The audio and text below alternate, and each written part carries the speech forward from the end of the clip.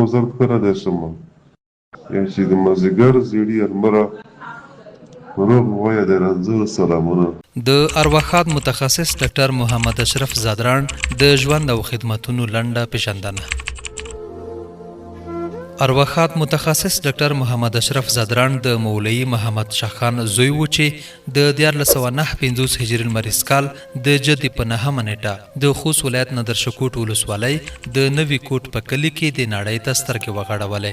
هغه په داسې چاپیریال کې لوی شو چې د ژوند ستونزو او اقتصادي سختیو د ارادې د ماتولو هڅې کولې، خو د زحمت، استقامت او لوړو هیلو په مټ د علم او خدمت لاره خپله کړه. نوموړي په 1478 کال کې د خوست له الفتح لیسې څخه د فراغت سند ترلاسه کړل او د طب د سپیڅلي مسلک په لور یې ګامونه واخیستل. په 1484 هجري لمریز کال کې د کابل طبي پوهنتون له هغو فارغ شویو 5 ممتازو محصلینو څخه و چې د خپل ځلا او وړتیا له امله یې ځانګړی ویاړ ترلاسه کړ.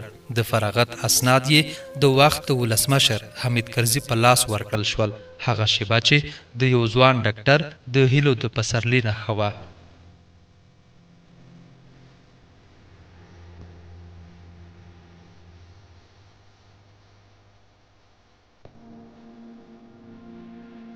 له فراغت وروسته یې د جمهوریت روغتون د عمومي داخلي ناروغیو په څانګه کې تخصص پیل کړ او د تخصص تر بشپړېدو وروسته د لا لوړ زده کړو لپاره هندوستان ته ولاړ. کله چې بیرته خپل وطن ته راستون شو، د خوست ملکي او تخصصي روغتون په چوکاټ کې د متخصص او روزونکي په توګه د خدمت نوې پاڼه پرانسته. د رسمي دندې ترڅنګ شخصي کلینیک هم فعال کړ او د ناروغانو لپاره یې د امید دروازې پرانستې وساتلې.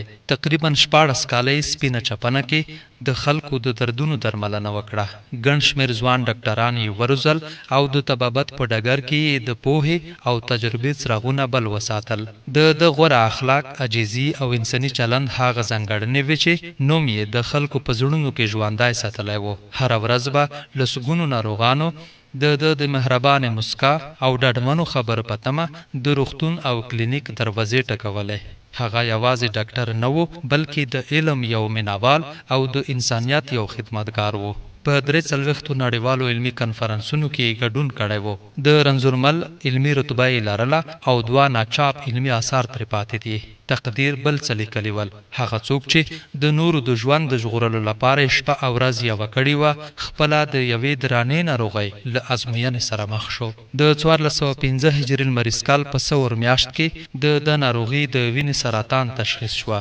له همدې ورځې د یوه پیاوړي طبیب د ژوند د وروستي فصل پاڼې ورو ورو ژیړې شوې. هغه چې کلونه یې د ناروغانو پر بسترونو د هیلو خبرې کولې، دا ځل خپله د ناروغۍ له درد سره لاس او ګریوان و.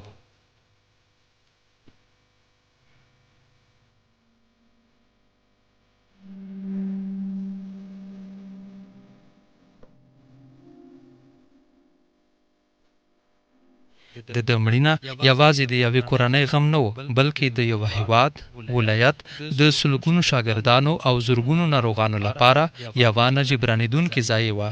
نن که څه هم ډاکټر محمد اشرف زادران زموږ ترمنځ نشته، خو د هغه نوم د هغو دعاو په ژبه ژوندی دی چې د لاسه روغ شوي ناروغان یې کوي. د هغو شاګردانو په یادونو کې ژوندی دی چې ده روزلي، او د هغه خدمت په تاریخ کې ژوندی دی چې خپل عمر یې د انسان د ژوند ژغورلو لپاره وقف کړی و. روح دې ښاد وي، یاد دې تل پاتې. انا لله و انا الیه راجعون.